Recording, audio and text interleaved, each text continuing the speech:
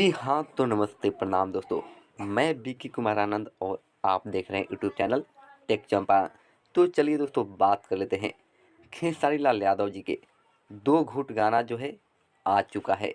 अगर अभी तक आप उस गाने को नहीं देखे हैं, अगर अभी तक उस गाने को आप नहीं सुने हैं, तो जाकर सारेगामा हम भोजपुरी के यूट्यूब चैनल पर आप देख सकते हैं। उस गाने को अजीत मंडल जी लिखे हैं। वो गाना जो है सीधे दिल पर अटैक कर रहा है। यहाँ पर जो दे सकते हैं, नोरा फतेही भी इस नम्रता मल्ला में फेल है। आपको बता दें कि ये गाना जो है पूरे बॉलीवुड के आधार पर इस वीडियो को बनाया गया है।